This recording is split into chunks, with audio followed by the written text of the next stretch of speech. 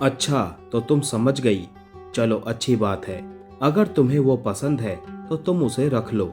अनामिका की बात सुनते ही अपराजिता ने अपने दोनों हाथ पीछे बांधे और नजरें नीचे झुका के एक पल के लिए मायूस और बेबस सा चेहरा बनाया।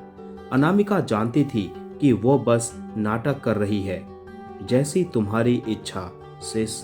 अपराजिता ने अनामिका के बहुत नजदीक आकर कहा, हम एक दूसरे से प्यार करते हैं, बहुत प्यार, और बहुत जल्द हम शादी भी करेंगे। वैसे मैं तुम्हें बता दूं, कुछ ही दिनों बाद हमारी सगाई है। तुमने अच्छा ही किया कि तुम आ गई। इसी बहाने सगाई में शामिल हो जाओगी। अपराजिता बोलती जा रही थी, लेकिन अनामिका उसके कहे चंद शब्दों पर ही अटक गई थी। इतने सालों में उसे लगता रहा कि वो निशांत को भूल गई है और वो क्या करता है इससे उसे कोई फर्क नहीं पड़ेगा। लेकिन इस समय उसे अपने सीने में ये चुभन सी क्यों हो रही थी? कुछ ही शब्द आखिर क्यों उसके कानों में गूंज रहे थे? उसका दम घुटने लगा था। क्या वो अब भी उसकी उतनी ही परवाह करती है जितनी पहले करती थी? क्या उसे फर्क पड़ रहा है यह जानकर कि वो अब किसी और का होने वाला है? 5 सालों से वो जिसे अपनी नफरत समझती आई थी, अगर वो नफरत थी तो अब जो हो रहा है वो क्या है? अपराजिता का बोलना अभी भी खत्म नहीं हुआ था। वो उसकी आंखों में आंखें डालकर बात कर रही थी। वैसे क्या तुम्हें पता है कि इस वक्त अवस्थी फैमिली की पोजीशन क्या है? खैर, तुम्हें क्या समझ आएगा? तुम तो बस उसका सपना देख सकती हो। तुम्हारे मतलब की एक जरूरी बात बस ये है कि मैं मिसेज अवस्थी बनने वाली हूँ। अपराजिता के चेहरे पर अहंकार साफ दिखाई दे रहा था। बगल में सोफे पर बैठी उसकी माँ ने नाराज होने का ड्रामा करते हुए कहा, तुम उसे ये सब क्यों बता रही हो अपराजिता? वैसे भी अवस्थी फैमिली का इससे अब कोई लेना देना नहीं है। 5 साल पहले अनामिका के शादी तोड़कर जाने की वजह से वो लोग इससे नफरत करते हैं। अनामिका जानती थी कि वो दोनों माँ बेटी ये जताने की कोशिश कर रही है कि निशांत की फैमिली से उनके रिश्ते कितने गहरे हैं। सब जानते हैं कि अवस्थी परिवार कितना अमीर है। वो देश के सबसे अमीर लोगों में से एक है। यहाँ तक कि चंदेल परिवार भी उनकी बराबरी नहीं कर सकता। लेकिन वो कितने भी अमीर हो, इससे अनामिका को कोई लेना देना नहीं है। उसने उन दोनों को सार्कास्टिक स्माइल लिए देखा। फिक्र मत करो, मैं तुमसे कभी जलूंगी नहीं। आई विश कि तुम उससे शादी करो और हमेशा खुश रहो। अनामिका ने जिस बेरुखी से ये सब कहा था वो किसी श्राप जैसा लग रहा था। अपराजिता का खून खौल उठा था। उसका मुंह गुस्से से लाल पड़ने लगा। तुम्हें इतना दिखावा करने की जरूरत नहीं है। वैसे भी तुम्हारी हालत तब देखने लायक होगी जब मैं निशांत से शादी करूंगी और ऐश के साथ अपनी जिंदगी बिताऊंगी। मुझे तो तुम्हारी अभी से फिक्र हो रही है, कहीं तुम किसी कोने में जाकर छिपकर रोने ना लगो। वो दिन कभी नहीं आएगा, अनामिका ने बहुत ही कोल्ड वॉइस में कहा। उसकी आंखों में झलक रहा उसका आत्मविश्वास अपराजिता के इरादों को अभी से हिला रहा था। उस हॉल में उन तीनों के बीच माहौल काफी बदल गया था और हॉल के दरवाजे के पीछे से कोई था जो सब कुछ देख और सुन रहा था। इस वक्त गुस्से से उसकी मुट्ठियां भींच गई थी और ये कोई और नहीं, विहान था। वो अपने नानू के साथ गया जरूर था, लेकिन उसके नानू को एक जरूरी कॉल आ गया तो वो वापस आ रहा था। उसने उन दोनों औरतों को अपनी माँ से इस तरह बात करते देख लिया था। विहान अपनी समझ के हिसाब से बस एक ही चीज सोच रहा था कि अगर उसके डैड उन लोगों के साथ होते तो कोई कभी भी उसकी माँ से ऐसी बात करने की हिम्मत नहीं करता। उसने कभी अपने डैड को नहीं देखा था, ना वो उनका नाम जानता था। उस नन्हे से बच्चे के दिल में इस वक्त हद से ज्यादा जोश भरा हुआ था। वो अपने डैड को ढूंढना चाहता था। दोपहर में लंच के बाद अनामिका अपने बेटे को लेकर अपनी सबसे अच्छी दोस्त जागृति के घर के लिए निकल गई थी। उसकी सबसे अच्छी दोस्त जागृति अब एक फिल्म स्टार बन गई थी।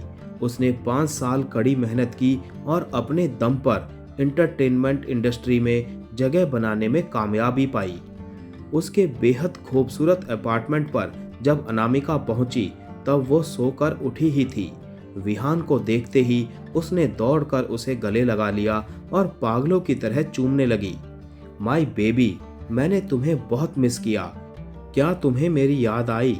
जागृति विहान और अनामिका से अक्सर वीडियो कॉल पर बात किया करती थी।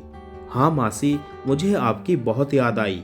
मैं आपसे मिलना चाहता था, विहान ने क्यूट सा फेस बनाकर कहा तो जागृति ने जल्दी से उसे गोद में उठा लिया। जागृति, अब तुम एक स्टार हो, उसके बाद भी तुम इतनी देर तक सोती हो? अनामिका ने उसके बिखरे बालों को देखकर कहा। अरे यार, कल रात ही शूटिंग से वापस आई हूँ, बहुत थकान हो रही थी, इसीलिए देर तक सोती रही। और प्लीज मुझे ताने मत मारो, मैं बहुत मेहनत करती हूँ, आखिर सोना भी तो एक काम होता है। जागृति ने विहान के सीने में मुंह छिपाकर बच्चों की तरह रोने का नाटक करते हुए कहा। उसकी एक्टिंग देखकर विहान खिलखिलाकर हंस पड़ा। उसे हंसता देख वो दोनों भी मुस्कुराने लगी। अच्छा, अब जल्दी से अंदर आओ। जागृति ने एक हाथ से अनामिका का लगेज लिया और अंदर आ गई। तुम सोकर ही अब उठी हो तो क्या तुमने कुछ खाया? अनामिका ने सोफे पर बैठते हुए पूछा। विहान जागृति की गोद में बैठा हुआ था। नहीं यार, जागृति ने मुंह बिचकाते हुए कहा। क्या कुछ है घर में, मैं बना देती हूँ। अनामिका ने अभी कहा ही था कि जागृति ने झट से कहा, नूडल्स, स्नैक्स और बाकी तुम खुद देख लो। अनामिका ने उसकी इस जल्दबाजी पर उसे देखा तो वो मुस्कुराने लगी। अनामिका ने सिर हिलाया और सोफे से उठते हुए बोली, मैं जाकर देखती हूँ कि क्या बन सकता है। हाँ ठीक है, तुम बनाओ, मैं और विहान मस्ती करेंगे, लेकिन उसके पहले मुझे एक बात बताओ, तुमने इतने सुंदर बच्चे को जन्म कैसे दिया? तुम्हें अंदाजा भी है कि बड़ा होकर जब ये और भी हैंडसम दिखेगा तो तुम्हें कितना परेशान रहना पड़ेगा? जागृति की बात का मतलब बस यही था कि बड़े होने पर उसकी सुंदरता पर लड़कियां मर मिटेंगी और अनामिका को आए दिन अपने बेटे के नए किस्से सुनने को मिलेंगे। मम्मा मेरी वजह से परेशान क्यों होगी मासी?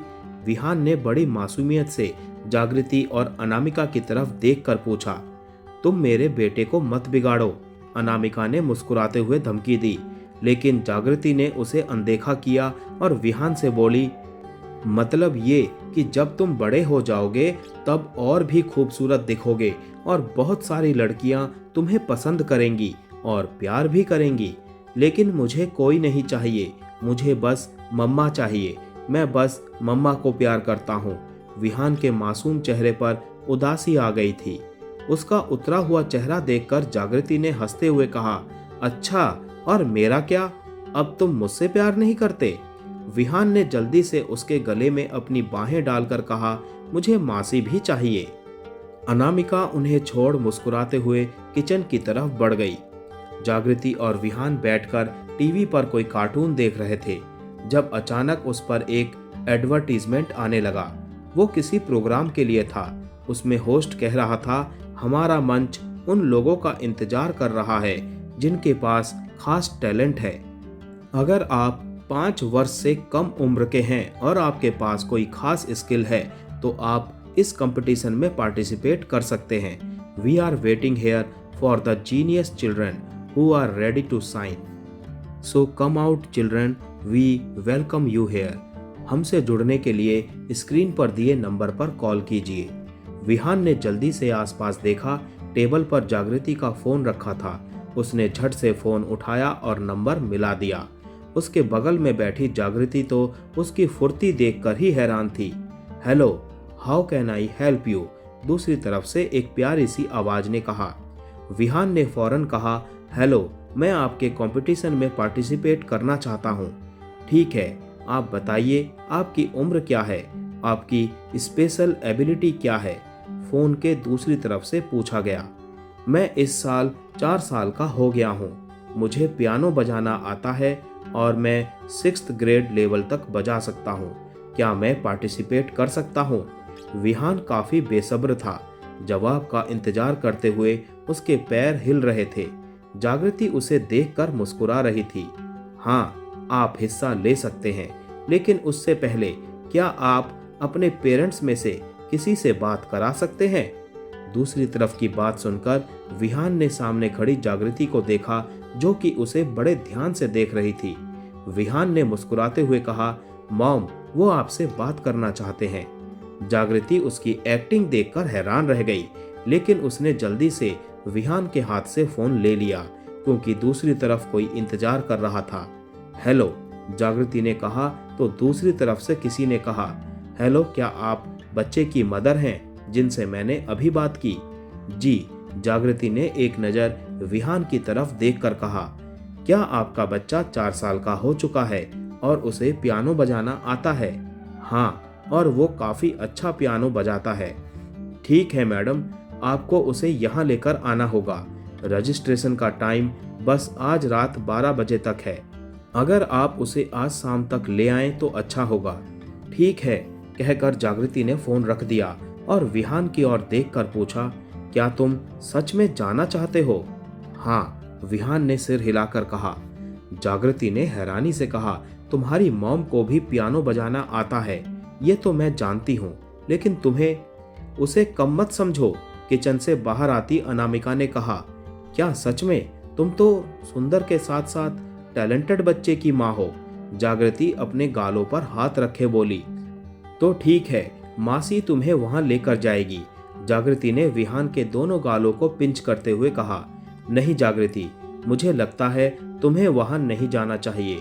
तुम्हें वहां देखकर लोग भीड़ लगा देंगे और तुम्हारे वहां होने की वजह से बातें बनेंगी, इसीलिए मैं खुद विहान को लेकर जाऊंगी।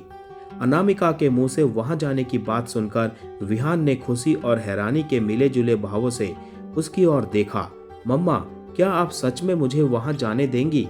अनामिका ने उसके बगल में बैठकर उसके सिर पर अपना हाथ फेरा और मुस्कुराकर बोली, बिल्कुल, मैं बहुत अच्छे से जानती हूँ कि तुम कितने टैलेंटेड हो और मुझे पूरा भरोसा है कि तुम ये कर पाओगे।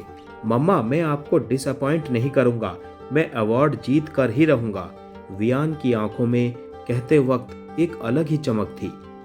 अनामिका ये सोच रही थी कि विहान का कंपटीशन में हिस्सा लेना कोई बुरी बात नहीं है, बल्कि इससे उसका हुनर और निखर कर आएगा और सबसे जरूरी चीज कि उसके अंदर आत्मविश्वास पैदा होगा। शाम को अनामिका जागृति की कार से विहान को लेकर उस जगह पहुंच गई जहां उस कंपटीशन के लिए रजिस्ट्रेशन हो रहे थे। जागृति की साथ जाने की बहुत इच्छा थी, लेकिन अपनी पहचान की वजह से वो चाहकर भी नहीं जा सकती थी। वहां अनामिका ने फॉर्म फिल किया और विहान के कुछ टेस्ट हुए। उसे पियानो बजाते देख वहां हर कोई हैरान हो गया था। सबने विहान की खूब तारीफ की। कंपटीशन 2 दिन बाद से शुरू होने वाला था, इसीलिए विहान का हौसला बढ़ाने के लिए अनामिका और जागृति उसे काफी जगह घुमाने ले गए। अनामिका और जागृति को लगा कि इस तरह विहान उस कंपटीशन के बारे में ज्यादा सोचेगा नहीं। कंपटीशन का दिन आ गया। अनामिका विहान के साथ साथ जागृति को भी ले गई थी। उसने जागृति को पूरी तरह कवर किया हुआ था। उसका मुंह मास्क से ढका हुआ था। उसकी बस आंखें ही दिख रही थी। वो स्टेज पर विहान को परफॉर्म करते हुए देखने के लिए दर्शकों के बीच ही बैठी थी। ये कंपटीशन टीवी पर लाइव दिखाया जा रहा था। पोस्टर से लेकर सोशल मीडिया तक पर इसका प्रचार हो रहा था। लोगों के बीच ये शुरुआत से ही पॉपुलर होने लगा। बाकी बच्चों की तरह ही विहान भी उस कंपटीशन का एक फेमस चेहरा बन गया था। विहान अपनी क्यूटनेस की वजह से भी लोगों में पॉपुलर होने लगा था। हर कोई उसके बारे में बात करता था। ऊपर से उसका इतनी खूबसूरती से पियानो बजाना, वो भी इतनी कम उम्र में, ये भी सबको हैरान कर रहा था। देखते देखते सेमीफाइनल का दिन भी आ गया। वहां पार्टिसिपेट करने वाला हर बच्चा अपना बेस्ट देने की कोशिश कर रहा था। अब विहान की बारी थी। वो स्टेज पर गया और पियानो के सामने बैठ गया। ऑडियंस शांत हो गई। स्पॉटलाइट विहान के ऊपर थी। उसने सफेद सूट पहना था और उसके बाल बड़े करीने से सेट किए हुए थे। जब उसने पियानो बजाना शुरू किया तो हर कोई उसकी बजाई धुन में खोने लगा। वो धुन जैसे हर किसी की दबी हुई भावनाओं को बाहर निकालने का जरिया बन रही थी। सेमीफाइनल खत्म हो चुका था और अब विहान फाइनल में पहुंच गया था। अब बस 4 कंटेस्टेंट बचे थे। विहान की अब तक की परफॉर्मेंस देखकर अनुमान लगाया जा रहा था कि कंपटीशन वही जीतेगा। जागृति ने विहान का कोई भी शो नहीं छोड़ा था। वो ऑडियंस के बीच भेस बदल कर बैठी रहती थी। आखिरी शो में अनामिका ने अपने डैड को भी इनवाइट किया। उसके डैड के साथ मानसी और अपराजिता भी आए थे। उन्हें विहान के लिए कोई खुशी नहीं थी। वो तो बस मिस्टर चंदेल की नज़रों में अच्छा बनने का ड्रामा करने आई थी। उन्हें लग रहा था कि अनामिका अपने डैड की नाराजगी को कम करने के लिए अपने बेटे का इस्तेमाल कर रही है। जागृति आज अनामिका और विहान के साथ स्टेज के पीछे आई थी। जब विहान की बारी आई तो उसने विहान से कहा, विहान, तुम्हें खुद पर भरोसा है ना बेटा? हाँ मासी, मैं जरूर जीतूंगा, विहान ने कहा। तो जागृति ने जल्दी से उसके माथे पर एक प्यारी सी किस कर दी। विहान ने अपने मन में कहा, मेरा जीतना बहुत जरूरी है मासी। अपनी मॉम के लिए मुझे अपने डैड को ढूंढना होगा और ये स्टेज मुझे पापा तक ले जाएगा। विहान ने एक बार अपनी माँ की तरफ देखा। वो मुस्कुरा रही थी। विहान भी मुस्कुराया। वो क्या करने वाला है यह किसी को नहीं पता था, लेकिन वो जो भी करने वाला था उससे जरूर तहलका मचने वाला था।